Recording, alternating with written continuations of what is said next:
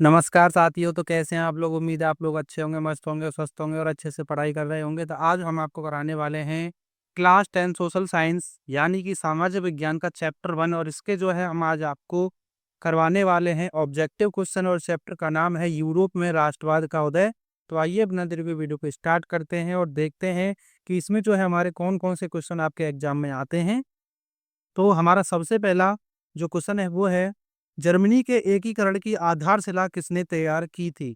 William प्रथम ने, Bismarck ने, नेपोलियन बोनापार्ट ने या फिर नेपोलियन तृतीय ने?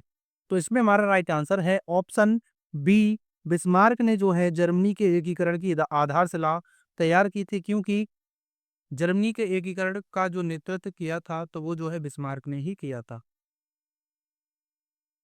अब हमारा अगला क्वेश्चन है कि फ्रांस की क्रांति का अग्रदूत किसे कहा जाता है? नेपोलियन को, रूसो को, बिस्मार्क को या हिटलर को? तो इसमें हमारा राइट आंसर है ऑप्शन बी। रूसो को जो है फ्रांस की क्रांति का अग्रदूत कहा जाता है।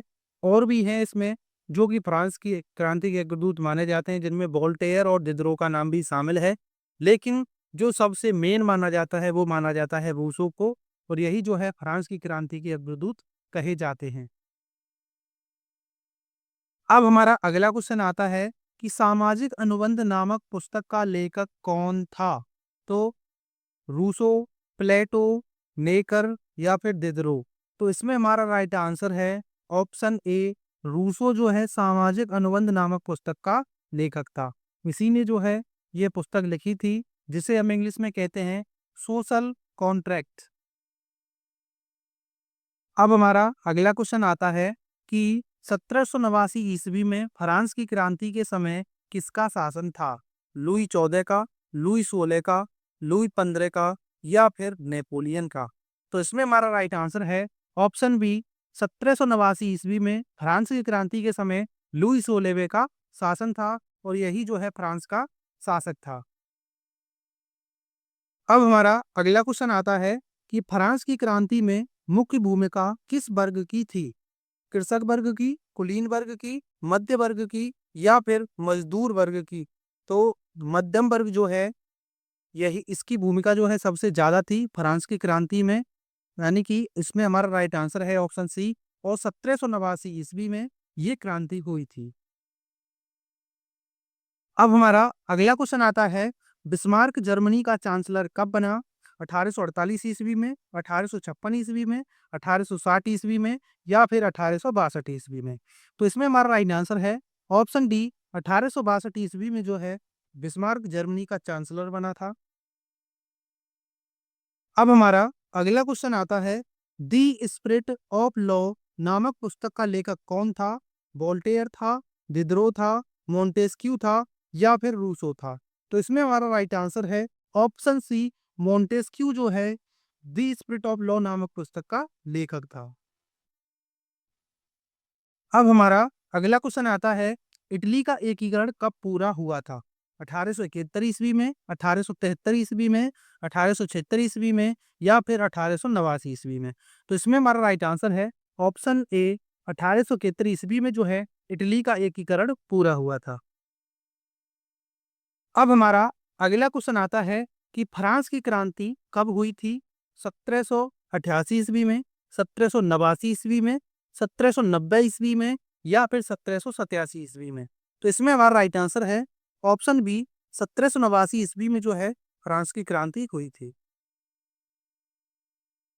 अब हमारा अगला क्वेश्चन आता है, यंग इटली सोसाइटी का संस्थापक कौन था? गैरीबाल्दी था, बिस्मार्क था, काबूर था या फिर मैजनी था? तो इसमें हमारा राइट आंसर है ऑप्शन डी। मैजनी ने जो है यंग इटली सोसाइटी की स्थापना की थी। यानी कि मैजनी को जो है यंग इटली सोसाइटी का संस्थापक माना जाता है। और ये क्वेश्चन जो है आपसे कई बार पूछा गया है। इटली का एकीकरण कब पूरा हुआ, ये क्वेश्चन भी आपसे कई बार पूछा गया है। फ्रांस की क्रांति कब हुई थी, ये क्वेश्चन भी आपसे काफी ज्यादा बार पूछा गया है। अब हमारा अगला क्वेश्चन आता है, राष्ट्रवाद का प्रारंभ किस देश से माना जाता है या किस देश से हुआ?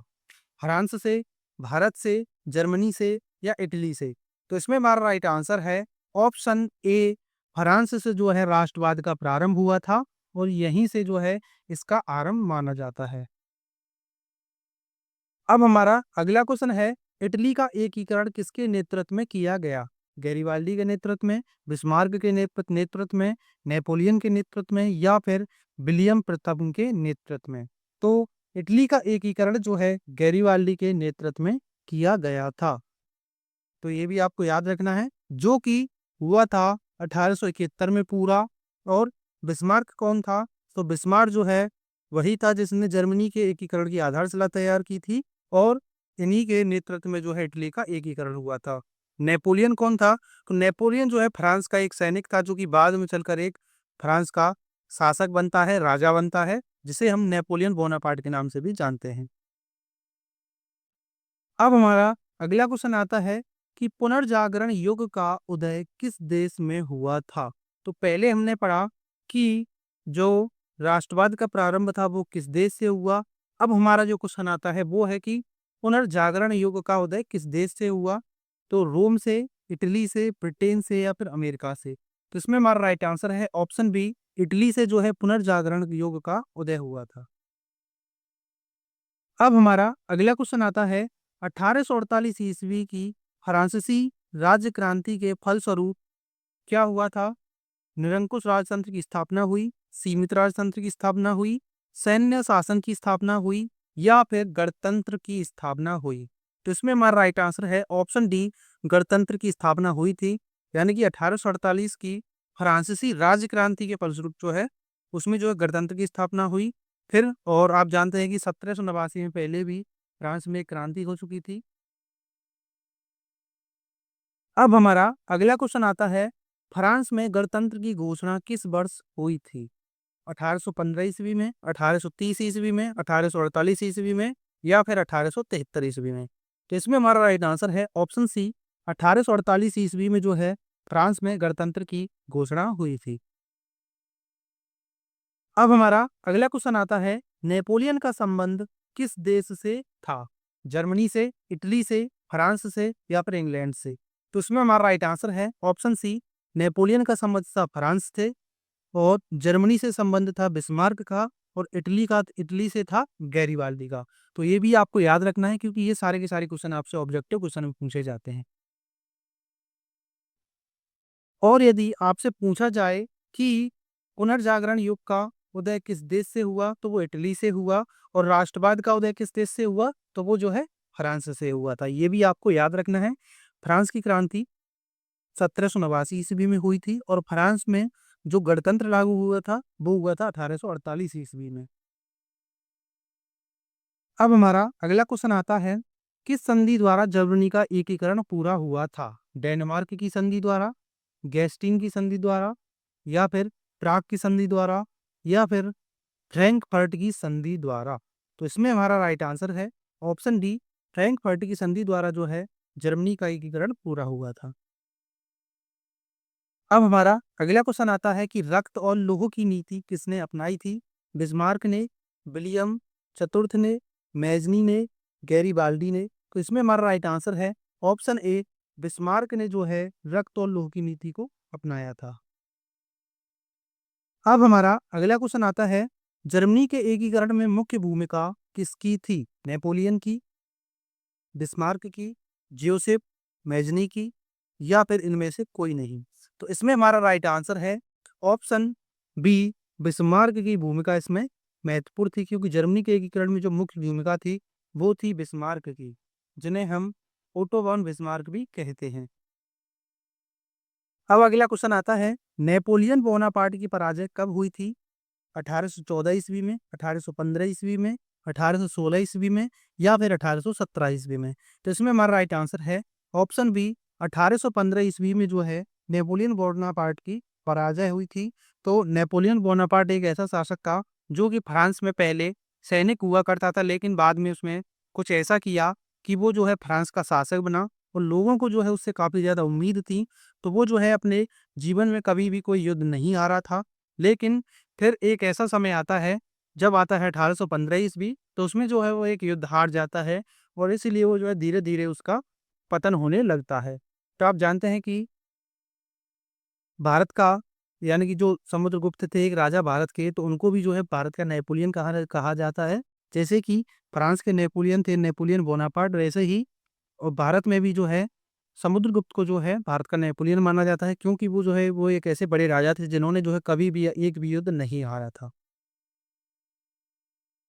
अब हमारा अगला क्वेश्चन आता है, बिस्मार्क का संबंध किस देश से है? इटली से, जर्मनी से, फ्रांस से या ब्रिटेन से? तो इसमें हमारा राइट आंसर है ऑप्शन बी, जर्मनी से इसका संबंध है, यानी कि बिस्मार्क जो है इसका संबंध जर्मनी से है। अब हमारा अगला क्वेश्चन आता है, निम्नलिखित में से किसे 1871 में जर्मनी का प्रथम सम्राट घोषित किया गया था? केसर विलियम प्रथम को, विलियम द्वितीय को, फ्रेडरिक विलियम प्रथम को या फ्रेडरिक विलियम चतुर्थ को? तो इसमें हमारा राइट आंसर है ऑप्शन ए, केसर विलियम प्रथम को जो है 1871 में जर्मनी का प्रथम सम्राट घोषित किया गया था। अब हमारा अगला क्वेश्चन आता है, 1789 ईस्वी में फ्रांस किस प्रकार का राज्य था या किस प्रकार का देश था? असीमित राजतंत्र का, सीमित राजतंत्र का, प्रजातंत्र का या फिर गणतंत्र का? तो इसमें हमारा राइट आंसर है ऑप्शन ए, असीमित राजतंत्र का देश था 1789 में फ्रांस जो है। फिर फ्रांस में जो है 1789 में क्रांति होती है, उसके बाद जो है इसमें 1848 में जाकर जो है इसमें गणतंत्र की स्थापना होती है।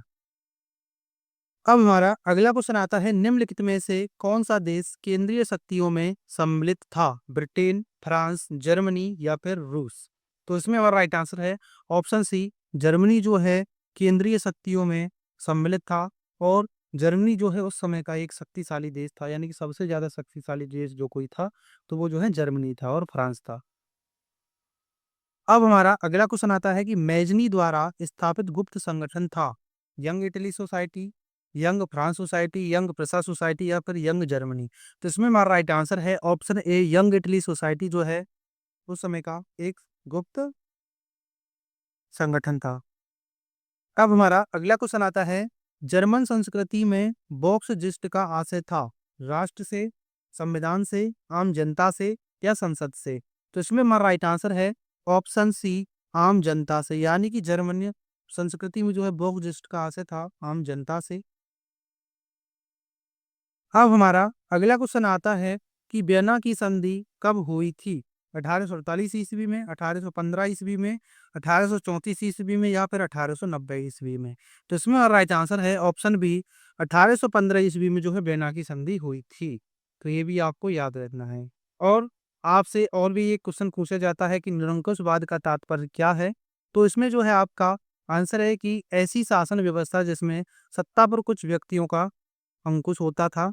और फिर आपसे ये क्वेश्चन पूछा जाता है कि 1789 में फ्रांस में राष्ट्रवाद की प्रथम अभिव्यक्ति का क्या कारण, यानी कि क्या परिणाम हुआ? तो वो जो है फ्रांस की क्रांति हुई थी, ये भी आप जानते हैं। तो अब जो है ये वीडियो यहीं पे समाप्त होती है, आपका ये चैप्टर भी यहीं पे समाप्त होता है। इसके सारे के सारे ऑब्जेक्टिव क्वेश्चंस जो कि आपको हमने करा दिए हैं और इससे बाहर जो है आपका एक क्वेश्चन नहीं पूछा जाएगा। उम्मीद है कि आपको ये वीडियो अच्छे से समझ में आई होगी। अगर आपको अच्छे से समझ में आई हो और वीडियो अच्छी लगी हो तो प्लीज़ वीडियो को लाइक कर देना। आप इस चैनल पर नए हो तो चैनल को सब्सक्राइब जरूर कर लेना, ताकि आपकी तैयारी भी अच्छे से चलती रहे। तो मिलते हैं नेक्स्ट वीडियो में, तब तक के लिए जय हिंद, वंदे मातरम।